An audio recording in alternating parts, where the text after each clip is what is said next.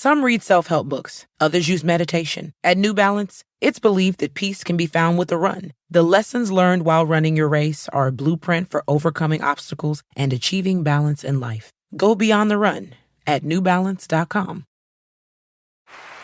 Hear that? Is that America cheering or a sausage patty sizzling to perfection? It's time to cheer for Egg McMuffin and fresh cracked eggs at McDonald's. It's time to wake up to the aroma of freshly baked biscuits and treat yourself to a real honest-to-goodness morning meal. Breakfast, it's on at McDonald's. Now enjoy a large iced coffee for just $2 and a breakfast sandwich to make a meal. Prices and participation may vary. Cannot be combined with any other offer or combo meal. Hey, and welcome to the HA Podcast. I'm Danny Sheriff, the host of this podcast, the founder of the HA Society, and an HA recovery coach who has walked wherever you currently are. This is the place to come if you care about getting your period regularly. This podcast aims to educate, inform, and keep you motivated on your period and HA recovery track. I would love it if you could rate and review this podcast, 5 stars only, to help make this podcast easier for other women with HA to find it. And last thing, nothing from this show should be taken as medical advice. Please seek the advice of your physician. The HA Society is taking clients. Coach Ashley and I work one-on-one with HAers, as we call you, to help you figure out a plan and of course, implement it and stay accountable. Whether you've worked with a health practitioner already and you just want to stay accountable and strategic with the plan that they've laid out for you, or you want to start from scratch looking at all the aspects of your recovery needs and to create a game plan to reach those needs, then we are definitely your girls. When you sign up to work one-on-one with one of us, we're going to go over your history, your biggest obstacles, ensure that we're taking into account your specific goals, and start making a plan to reach them. So those goals could be getting your period back, could be getting pregnant, could be getting back to exercise or sport, or simply working on your mindset around your body image and long-term recovery. We also can teach you the fertility awareness method. So if you want to learn that so that you have the skills you need to go out into the world on your own without fear of getting HA again, we have got your back. So our coaching packages are either weekly or bi-weekly and only a month at a time commitment. So you're not paying tons and tons of money for 5-6 months. It's month to month, which is awesome. Makes perfect sense for period recovery, right? So to learn about other women's experiences working with us and to apply for a coaching spot, plus ask any questions that you might have before getting started, just go to thehasociety.com/coaching. Hey guys, I was supposed to be going live right now, but my router and everything went down. I think there's an issue with the actual internet because my phone and my Wi-Fi are both not working. But I did promise that I would talk about pushing past the uncomfortable. So here we are. We're going to talk about pushing past the uncomfortable during HA, and I'm going to upload this live later as a pre-recording and onto the podcast. So, to me, pushing past the uncomfortable during recovery means that you are doing things that are hard, that don't make you feel wonderful in the moment and are often just outside of your control. And that's so much of what this is, and so it makes perfect sense that it would be hard. Hang on, I'm going to turn the fan off. Messes with the audio. So it makes sense that it would be really hard. But here's the thing that's funny about this. You have done hard things before. And you know how I know this? You know how I know that you are not someone who is always 100% of the time in their comfort zone? Is because there was a time where dieting and exercise was a challenge, right? There was a time where you had to maybe learn how to track these macros, or you really wanted to enjoy this dinner with friends or this cake, but you said no, you were disciplined and you said, no, I'm not going to do it. Or you didn't want to go get out of bed in the morning and go to the gym, but you did. You got up and you did. You ignored what your body was telling you and you pushed through the discomfort and you went. And that is an example of willpower and high motivation. And that's why you were able to do it. You had a really strong why, really strong motivators.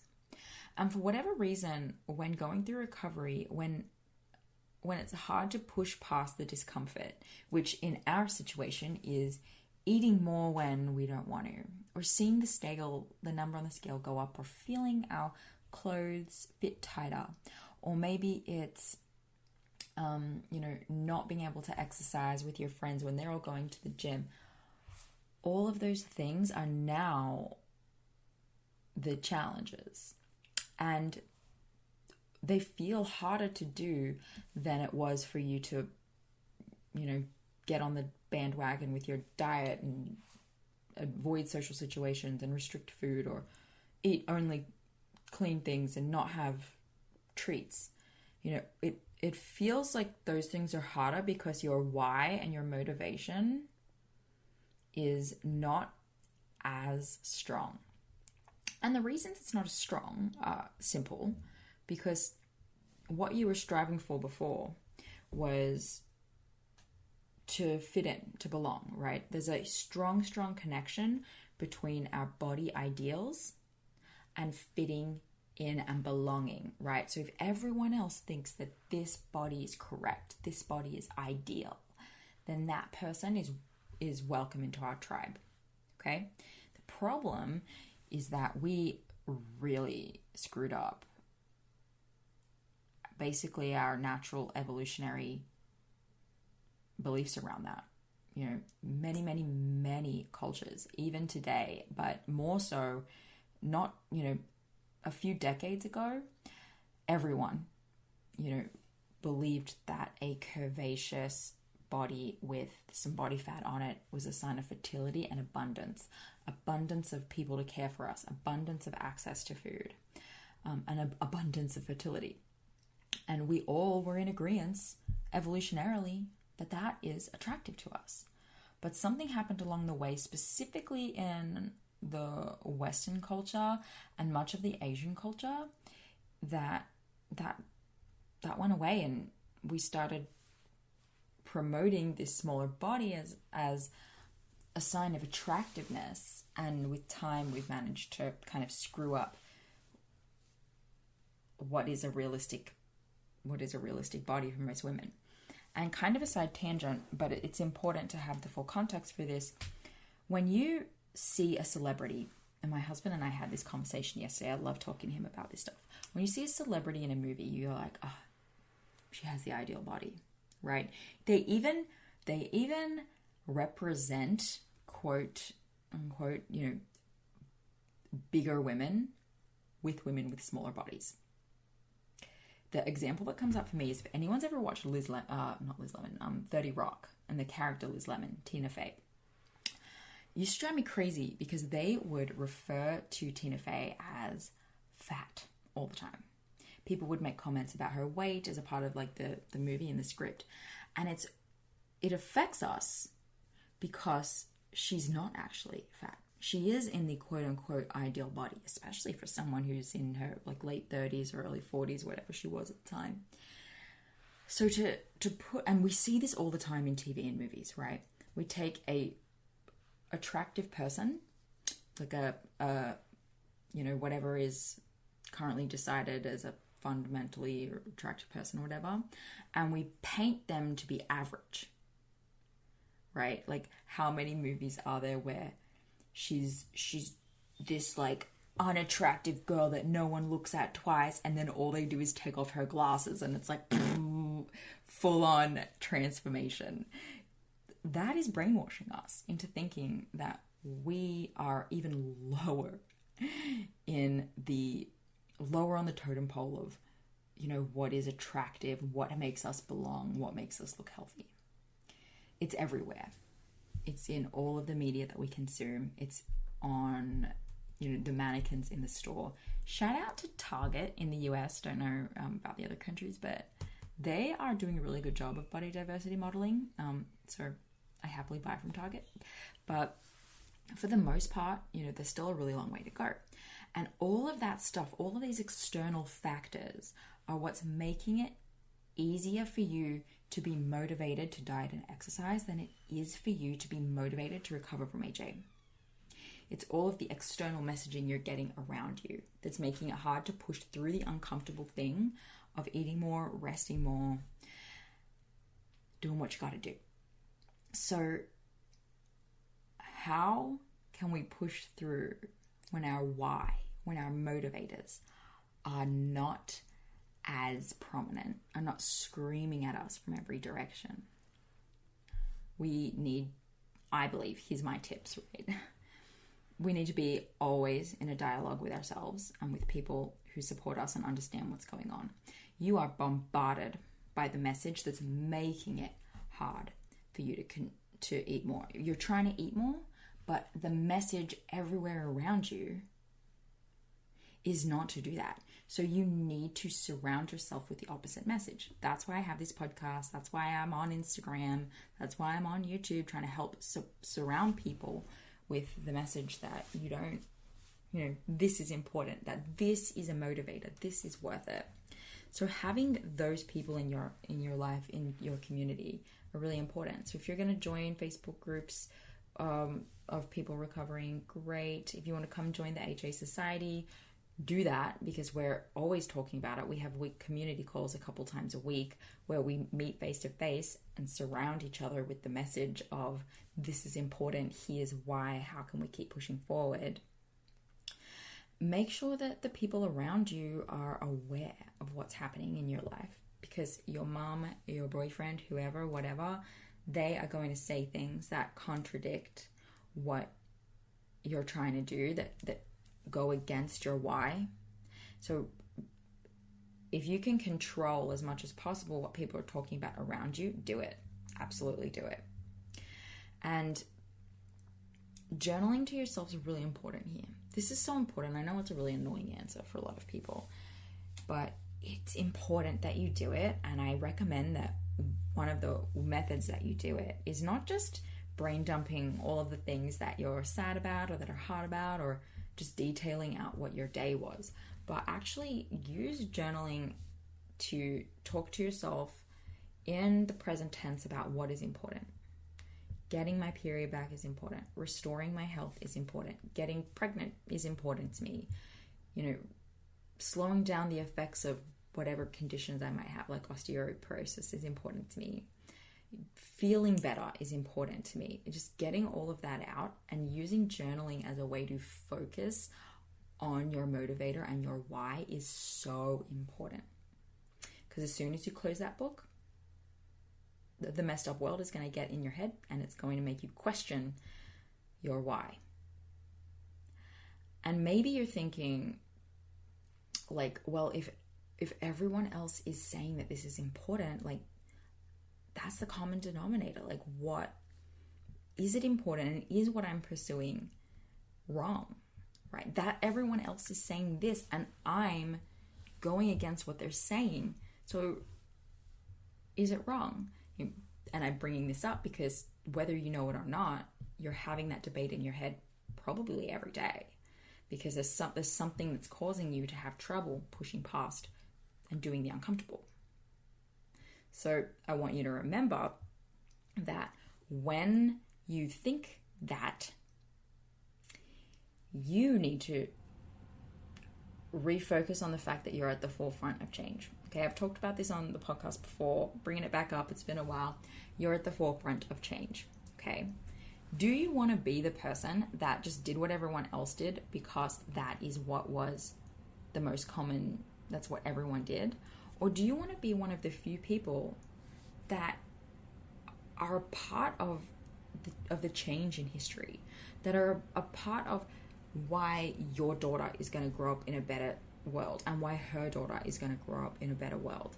Because you pushed past what was uncomfortable, because you observed that everyone was thinking and seeing something in this one way and you had the balls to question it.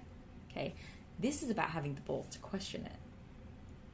pushing past the uncomfortable is hard because there's a message in your ear that is telling you that what you're doing is wrong and that this way that we're all saying is the right way. But what if you just thought for yourself for a second? What if you thought for yourself, ignored what they are saying, really honed in on what you know is important to you, which is your health, which is your fertility, which is your family, whatevs, and said, fuck it. So maybe that's not the answer that everyone wants to hear about, like tips for pushing past the uncomfortable. You know, it's not quite like diet tips, right? But if we want something tangible, I'm really loving what Mel Robbins is talking about a lot at the moment, which is her 3-2-1-GO method. So the 3-2-1-GO method, in a nutshell, is when you're faced with a challenge, a decision, something that you don't want to do, maybe you're procrastinating on, or something that's hard, you just count in your head, 3, 2, 1, go. And you do it. You do not give yourself time to think about it, because that's the other thing that we do. We think and we ruminate. Is this the right thing? Should I be doing? Maybe if I just do a little bit of a workout now and like promise myself that I'll eat, extra, or I'll start recovery tomorrow. I'll go all in tomorrow, whatever the hell it is for you. 3, 2, 1, go instead, and do the thing that you know in your soul is what you're supposed to do. So if you're standing in the pantry and you're looking at your like low-fat foods versus the peanut butter and stuff that you could be chowing down on, and you're having an internal debate because you really want to do, like, you want both. You want recovery, but you also don't want to gain weight. 3, 2, 1, go in the direction that you know you need to go in. 3, 2, 1, go. Make the hard decision that's going to get you where you're looking for. So just like make that even more succinct. If you are spending way too much time trying to get yourself to do what you need to do for recovery, focus on your why. Make sure your motivator is high. Block out the voices out there as much as you possibly can. That's why we talk about the social media detox. That's why we talk about getting support from people around you. That's why we talk about, joining groups like the HA Society. And every time you're faced with a tough decision that you don't want to make, like not going to the gym or like eating more food, 3, 2, 1, go. Let's do it. I hope that was helpful. I really enjoyed talking about that with you guys. I'm sorry that this wasn't live, but I'm just going to upload it right now because I think my internet's back up, and I hope everyone has a really wonderful day. Bye. Thank you so much for listening today, guys. Please subscribe to the podcast, and if you could head to iTunes specifically and leave a rating or review, that would help so much because it makes it easier for other people with HA who are Googling around to find the podcast really easily. So if you do that, you're doing a service to all of the women. Worried about mom or dad falling? The Symphony Medical Alert System from CVS Health helps make their home safer, even if you can't be there. Symphony works with voice activation or a care button they can opt to wear, along with smart sensors for coverage around the home. With 24/7 emergency response and an app to tie it all together, you can monitor your loved one's well-being for enhanced peace of mind. Terms and conditions apply. Learn more about Symphony at cvs.com/symphony or find it at your nearest CVS Health Hub.